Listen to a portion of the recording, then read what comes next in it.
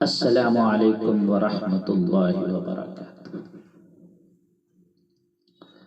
میرے بھائیو اور دوستو،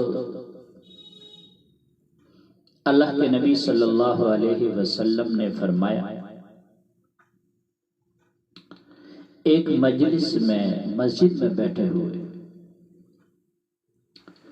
فرمایا سامنے وہ دروازہ ہے، ایک جنتی آنے والا ہے۔ لوگوں نے دیکھا مدینے کا ایک مقامی آدمی مسجد میں داخل ہوئے، داڑھی سے وضو کا پانی، ہاتھ میں جوتا، مسجد میں شریک ہو گئے۔ اگلے دن آپ کی محفل لگی، پھر آپ نے فرمایا کہ اس دروازے سے ایک جنتی آ رہا ہے۔ لوگوں نے دیکھا سیم وہی آدمی مسجد میں داخل ہوئے، پھر آپ نے اگلے دن فرمایا کہ اس دروازے سے ایک جنتی آنے والا ہے۔ لوگوں نے دیکھا پھر سیم وہی آدمی مسجد میں داخل ہوا۔ تو ایک صحابی بیٹھے تھے، ان کا نام ہے عبداللہ بن عمر۔ 1,24,000 صحابہ میں یہ خاص ہیں کہ سب سے زیادہ عبادت کرتے ہیں، اتنے عبادت کسی نے نہیں کی۔ پوری رات نفل پڑھتے، سارا دن روزہ رکھتے ہیں، پھر دن اور رات میں ایک قرآن ختم بھی کرتے۔ اب ان کو خیال ہوا کہ یہ بابا جی مجھ سے بھی زیادہ عبادت کرتے ہیں کہ ان کو ڈائریکٹ جنت کی بشارت ملی اور مجھے نہیں ملی۔ دیکھتا ہوں یہ کیا کرتے ہیں۔ وہ پہنچ گئے، کہا بابا جی میری ماں سے کچھ ناراضگی ہو گئی ہے، میں دور رہنا چاہتا ہوں، تو میں 2-3 دن یہی ٹھہروں۔ انہوں نے کہا ٹھیک ہے آ جاؤ۔ عشاء کی فوراً بعد انہوں نے چادر لی، تان کر سو گئے۔ چادر کے اندر سوراخ کر کے دیکھنے لگے کہ یہ بزرگ کیا کرتے ہیں۔ دیکھا وہ بزرگ تشریف لائے، سر سرہانے پہ رکھ کر اللہم باسمک اموت و احیا سونے کی دعا پڑھی اور تھوڑی ہی دیر میں کھراٹے مارنے لگے۔ انہوں نے کہا یہ کیا ہو رہا ہے؟ وہ حیران ہو گئے،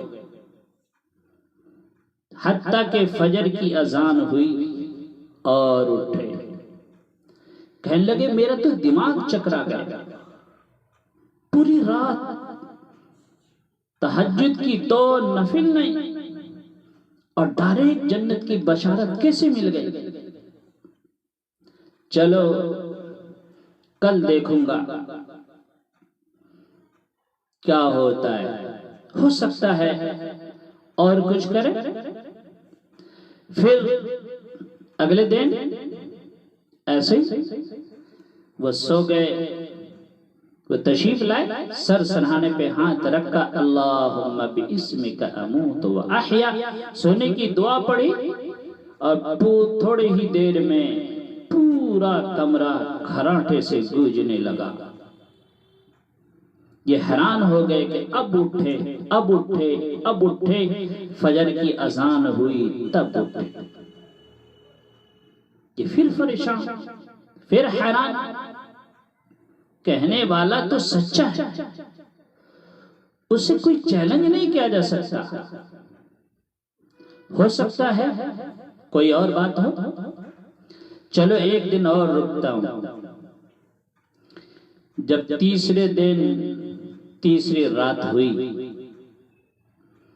پھر وہ سو گئے، وہ یوں لیٹے وہ یوں لیٹے، وہ دیکھتے رہے وہ سوتے رہے، حتیٰ کہ فجر کی اذان ہوئی تب اٹھے۔ ان کا تو دماغ ہل گیا، یہ پھٹ پڑے، یہ کیا ہے؟ کہنے والا تو سچا ہے، ان کو تو چیلنج نہیں کیا جا سکتا، وہ محمد مصطفیٰ صلی اللہ علیہ وسلم ہیں۔